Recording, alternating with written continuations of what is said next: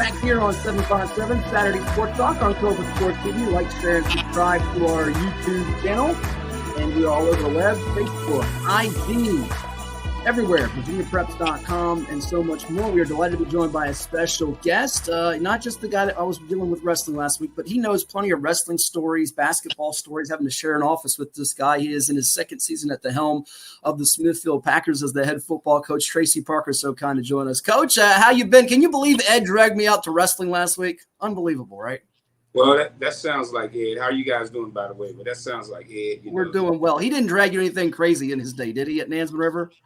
No. He just would invite me. He wouldn't drag me along. Okay. Yeah, TP, it's great to see you. Number one, the bearded look is working, and yeah, this nut job here, I had to take him to the wrestling. I thought he would get us thrown out, saying something to the wrestlers, but I was the one that was doing the yelling at the wrestlers. I was in character, as they call it. But how you been? Been well. You've been well. You know, I miss our talks. We probably need to give you a call more often. So we can chat a little bit. You're the younger dude now. You got to call the old guy. You know, I just retired also from the teaching part, and I don't know if you heard, but they told me hit the road for coaching. They didn't want me back coaching either. So I'm a free agent, and I would like to do some coaching, but I don't. The clock is ticking, so I don't know what is going on. But yeah, we miss you, man, at the river every day. I don't think a day goes by we don't mention the Tracey Parker story or Tracey Parker shenanigans at the river. And now you're gone, I'm gone, and things, you know, it's life. Things change. Right. Life changes. Miss you guys as well. You know, I have a lot of Ed Young stories, and you know, along with Careful now. We got thousands and thousands of listeners. Now's the time to tell him. Go ahead. He said about being in character, Coach. He's always in character, isn't he? Especially at basketball games, right? Oh, yeah. Well, we're going to have our main point of having you on is to talk about the Packers and all the great things you're doing over there with shout out to our good friend, too, the AD over there, Pat Doolin, as well. But talk about your kids as well. But I got to know, since you brought it up, Ed Young, office days, how many times did his stuff get in the way of your stuff? Because his stuff is always getting in the way of my stuff. I can't deal with him half the time. Well, we had the office kind of split in half. And, you know, the great part about it is Ed kind of kept his stuff on his side. And then when he needed my side, I said, sure, Ed, come on over. As everybody knows, I got stuff all over in my office. Yes, it ain't like here at the house. Yeah. At the school office, it was papers from 1928. And a lot of times when Tracey wasn't in the office, he had a class I didn't. I'd be on his desk writing stuff down. And I would say, when he'd walk in, I'd say, man, it's too much mess over there, Tracey. Give me 5 more minutes on the thing. And then, you know, Tracey would look and say, you know, it'd be a lot easier if you cleaned the damn desk once in a while. You could do some stuff over there. Truer words haven't been spoken. That's what friends do, right? That's right. That's what friends do. Well, Coach, let's talk about what's going on over there at Smithfield High School. I got a chance to get a peek at you guys back in the spring. Haven't seen you guys in depth, but now is this your second full season or third season at the helm there? Third full season. I took the job over in June 3 years ago. So, okay. You know, third full, but second full season. Okay. Tell us what's different about you now. We always hear it in sports, whether it be pro, college, high school. Year 3 is kind of the year where you got your fingerprints, your guys, your system, what you wanted to implement into the kids. What's different about this year's team? And we'll dive into some of the players as well. What are you feeling about this squad as you get ready for your scrimmages, which I believe, if I'm not mistaken, you got Denby and Indian River, which are a couple of good challenges for you before game 1. Kind of give me the lowdown on your squad if you can. Well, you know, you kind of summed it up. You know, going into my third year, these guys have been around me long enough, and I've been around them. And what's great about it is they're meeting expectations, and even in some instances, exceeding those expectations. So I'm proud of our young men, the way they're working. But of course, you know, the bottom line is we have to bring everything to fruition and put it on the field. For sure. And let's go over some of the names we should watch out for, I guess, beginning on the offensive side of the football. Any key returnees, some newcomers, and I guess it all begins in the backfield with your quarterback and your backs. What should we watch out for, names we should keep an eye out for the Packers here in 2024? You know, we're going to bring back our running back, Kenny Martin. You know, I think he may have been second leading rusher in Hampton Roads last year. You He's a really good asset to us. Offensive line-wise, we're going to bring back 3 veterans, Deontay Green, Ed Jackson, Jackson Hellman. So they're going to solidify us up front. At the receiver position, we'll have Ian Montgomery and Merlin Lance. They're going to kind of be the mainstays there. And, we'll bring back our quarterback, Ja'Kai Parker, and we have, up-and-coming quarterback in Kyle Buggs. So, we're going to have some solid individuals on the offensive side of the ball that's going to give us some sparks. Real quickly before I let Ed jump in here with you, I think you heard the name Kyle Buggs. Is that Kermit's son? Yes. I understand he's got a promising future, right? Pretty good multi-sport kid? Yeah, baseball player, football player, good athlete. So he's going to bring some really good intangibles to the game about football for us. Getting it for year 3 at the helm, Tracey Parker of the Smithfield Packers, our guest on 757 Saturday Sports Talk on CoVA Sports TV. Like, share, and subscribe. Packers open up the season, Ed, at home Friday, August 30th against the Norview Pilots. Tracey, when you took over Smithfield a couple of years back, what were some of the keys? I always like to find out from coaches your mindset of the first few things. Okay, this is what I got to do when I get here. Of course, you have to assess your talent base.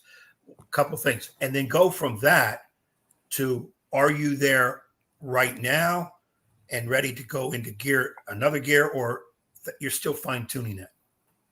The first thing was to, assess our talent, introduce kids to, new offense and new defense, and make sure mentally they understood expectations of what was expected, offensively and defensively.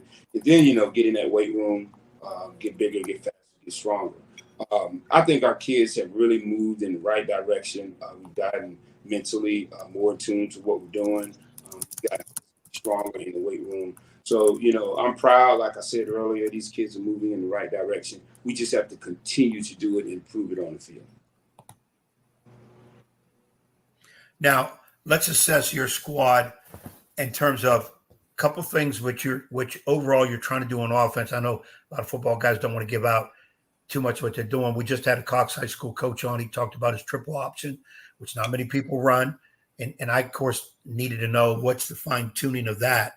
So let's assess your offensive side of the ball, and then what are some things you're trying to do on the defensive side other than making sure they don't score no touchdowns? Well, it's important to have a rule-based offense because, defenses now, they give you so many different fronts and coverages that the kids have to understand, okay, here's an odd front. Here's our rule when we have an odd front. Here's an even front. Here's our rule. And if we can apply our rules correctly, offensively, we'll have some success. So that's going to be very important for us. How about some names to watch out for? Go ahead. Go ahead, Ed. Go ahead. No, I was going to say, on the defensive side, any particular set that you're going to start out of? Is multiple sets? We're even front. We're even front. 2 high safeties. We're going to try to be a little more multiple this year, give some odd fronts along with our even fronts, just to give offenses a little more of a challenge in preparation for us. Hey, Coach, you mentioned it a little bit with what you're doing offensively, defensively, schematically, and some of the names on the offensive side of the ball with Martin and Buggs and others. Will many of those guys double defensively? And who are some other names that will just be one-side guys on defense, be it the line, linebackers, DBs, we should keep an eye out for?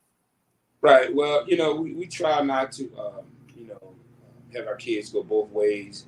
That way, during the course of the game, we can have those conversations we need to have. Defensively on that side of the ball, kids watch out for. Win Flight plays defensive end for us, who's an all-district, all-region selection. Michael Williams, who plays inside interior on the D-line. Linebacker, we're going to be young. We're bringing in young John Wagner and Elijah Diggs and also Isaiah Diggs. They're brothers. They're going to come in on our defensive side of the ball. We're going to have in the secondary Bradley McGrath and Jaden Ruffin. Jaden's my experienced guy. He's more of my veteran back there. At the corner positions, we'll have Amon Rollins. So we're bringing back some kids, and as you see, you're hearing some different names. So hopefully that will help us as we go throughout the season. Tracey, another thing I've talked about with the Cox coach, and because, again, we don't do enough talking about it as talking heads on here, special teams. What's your philosophy on special teams? Do you handle that? Do you have a coordinator for special teams?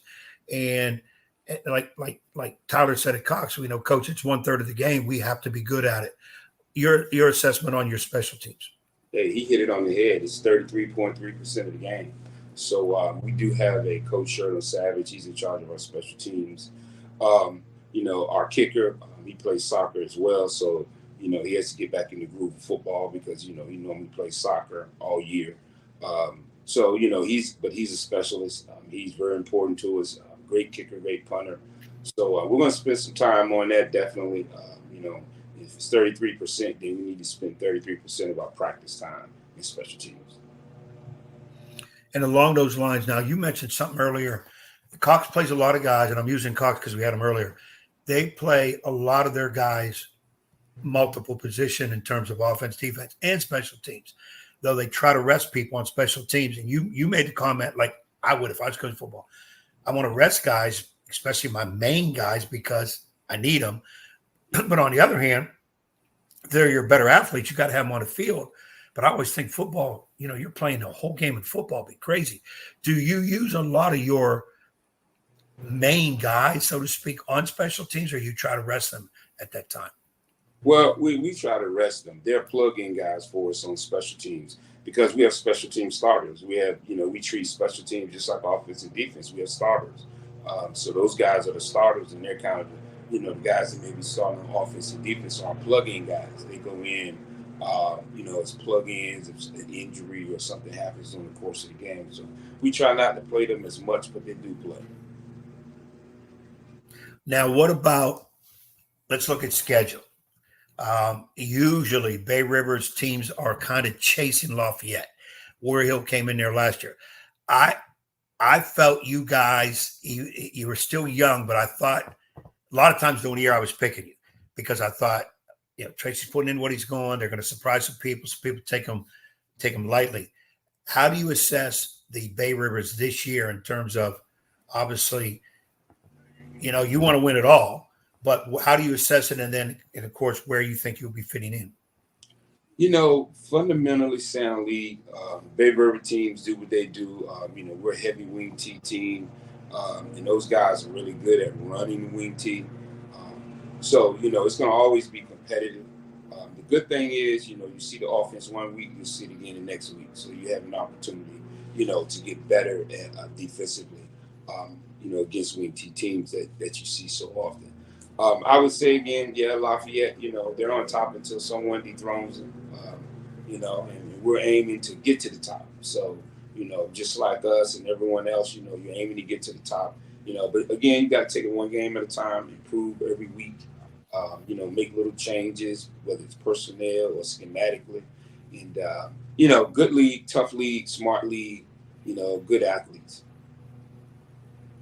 We'll let you run. Go ahead. Just my last thing with Tracey.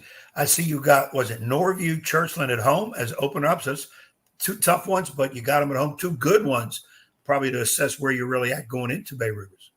Yeah, two really good teams. Going to be athletic teams that we're going to play.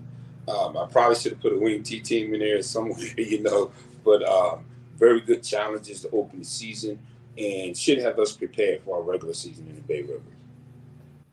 Awesome. Well, that's my last thing for you, Coach. And we thank you so much for coming on. We'll get you on hopefully after a win, and we'll make sure it doesn't pick you as much because that can sometimes put the chinks on you. I'm curious what you want to get out of those first couple of scrimmages. You got some good tests there with Denby and Indian River and in those two district games. What are you looking to take out of your scrimmages into games 1 and 2 and those two non-district games as you go into the district where I think come October, we might be talking about you guys making some noise and kind of coming out of the sort of that sleeper team in the Bay Rivers where, you have those teams like Lafayette and Pocosin that have state playoff pedigree. War Hill's had some great seasons here, but you guys are building and getting better, it feels like. Yeah, I know you've heard the term iron sharpens iron. We're in the process of trying to play, teams that are really going to challenge us both physically and mentally. And I think we've done that in our scheduling. And hopefully that's going to prepare us, exactly like you said, for a playoff run. And, for us, one day at a time, one game at a time, continue to get better and learn from our mistakes. It should be a lot of fun this coming year to watch the Packers grow, and make sure you get our guy Keith from Smithfield to say hello to us on a Saturday morning. I love coming out there to see Keith because there's not a more loyal Packer fan out there in America. And I'm talking Smithfield Packers, Green Bay Packers, any Packers than that guy. He's one of a kind and a real treat. Yep, he's a blessing to have. As a fan, we need all our fans to have Keith's enthusiasm, right? Hey, Tracey, you got to, we haven't seen or heard from Keith since we made a transition from radio to here. We gotta get Keith on there, get his updates. Every time we would talk to him, he'd be a traveling man, though. He's all over the place. Southampton, Surrey County, somewhere near Richmond, Smithfield. Atlanta, going to NFL games. He's all over the place, yeah. Yeah. Well, I'll get the word out to him. Yeah, do that. We need to get him on there. We got to find out. He was our most loyal listener on the radio by far. Wasn't even close. So we got to get him back because we've even had some people ask about him. Okay. What we'll do is we'll have to plan a four-way convo, get you and Keith on the screen after a big win on a Saturday. How's that sound? Sounds excellent. There you go. That's what we like. That's and Tracey also, Parker. Tracy, make sure you keep Doolin in line because that guy right there could be a handful and a half. I'll do my best, anyway. You're definitely right. Yeah. He's calling Doolin. Hey, Tracey, he's calling Doolin a handful. Is that not the pot calling the kettle black? What in the world? I mean, come on. Well, no, I'm way easier than Doolin. Okay. Doolin's always charged up, running around like crazy. I'm usually calm. Oh, that's you. I don't raise my voice. Else. Not in your DNA. I will say this. I've worked with both, so I'm just going to say neutral. Yep, there you go. It says it all right there. Well, Tracey, thank you so much. All the best to you and your squad this coming season. Hoping you stay injury-free and healthy and have a good year. Now, we'll keep in touch for sure. Thank you, guys. Thanks for having me. Hey, Tracey, give love to the family, and we got to connect, man. It's been too long, and, boy, I've been through some stuff, so we need to talk, and again, wish you the greatest success. And I'm going to pick you in a lot of games, so don't get mad at me. Get mad at him. Appreciate you, ED. Thank you, Coach. That was Tracey Parker, our guest with us here on 757 Saturday Sports Talk on CoVA Sports TV. We'll take one more final timeout and finish up today's episode right here on CoVA Sports TV. We're all over the web, YouTube, Apple, Spotify, IG, Facebook, VirginiaPreps.com. We're everywhere. Make sure you subscribe, hit that like button, and share it too to tell your friends, your family, your neighbors, family, friends, everybody. But let's hear a word from our sponsors that make it possible.